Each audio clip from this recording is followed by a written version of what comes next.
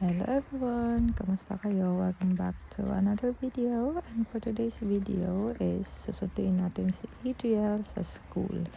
So may dala din akong pancake para kakainin niya after ng labas niya. Kasi minsan nagugutom yan siya, guys. Then dito tayo dumaan sa Sanford. And as you can see, sobrang ganda kasi sikat yung araw.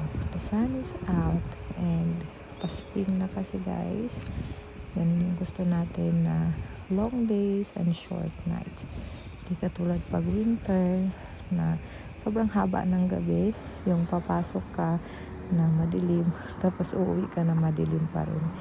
So dito na tayo dadaan sa pedestrian and nakakatuwa lang dito, guys, pag nakatayo ka na sa pedestrian, yung mga sasakyan is kusa na lang talaga yan silang hihinto para padadaanan ka. So ayan, so ito yung always nilalakad ni Dada papunta ng school kasi nga siya yung nagsusundo. Day off lang ako ngayon kaya nakapagsundo din ako. Buti na lang din is nagbabike sila ni Dada at saka ni Adriel, kaya kahit 20 minutes yung lakad, pag binabike naman is parang 15 minutes na lang siya. So dito na kami naghihintay para i-open yung gate kasi in-open yung gate ng 3:15 and kasama ng ibang parents na naghihintay din sa gate. So ayan, papasok na tayo later pag i-open na nila ang gate. Then nag-start na mag-bloom ang mga puno dito sa UK. Then ako na yung naghintay malapit sa nilalabasan ng mga bata. So nakapila yan sila, guys, and isa-isa sila pinapakawalan. So ayan na si Adriel and ito na yung batang makulit. Kiss Mama. You find it? Kiss Mama. What happened to your lips? Kiss Mama.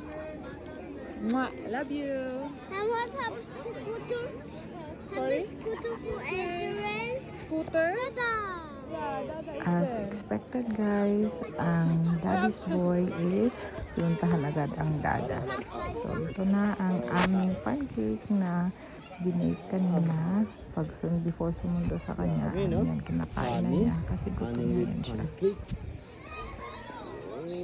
Use it slowly. Matapon. Matapon. Mama build that one.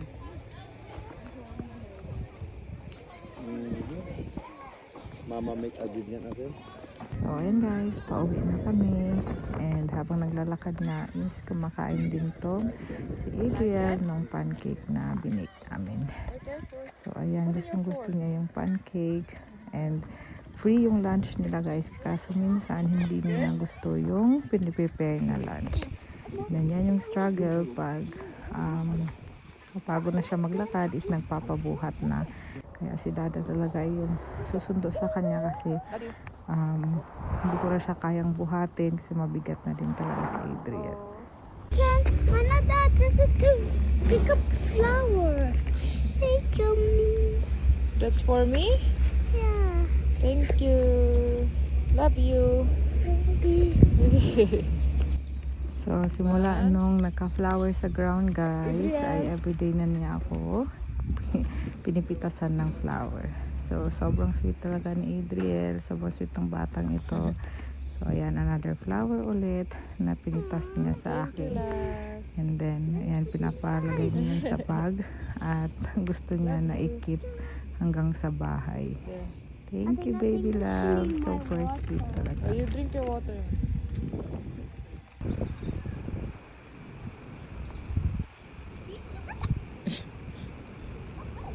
It's in the trees. It's in the trees. You can see as well.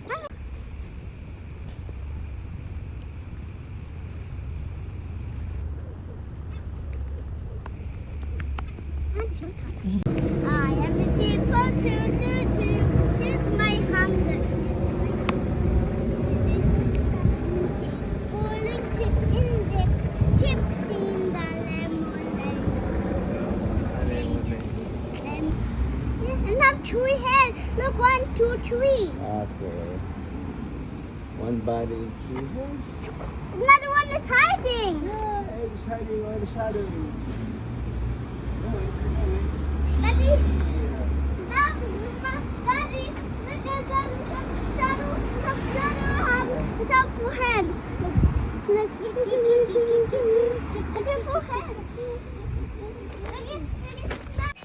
Before umuwi sa bahay guys, ay dumaan muna kami dito sa Sainsbury para bilhin itong paborito niyang egg chocolate. Kasi nga sa loob niyan is merong laruan.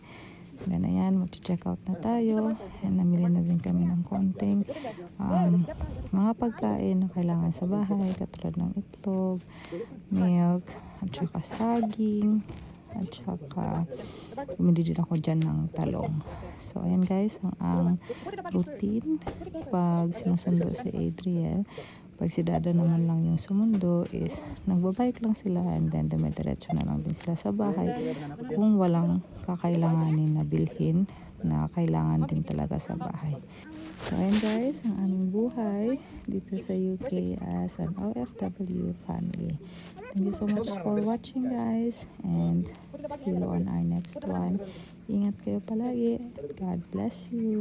Bye bye.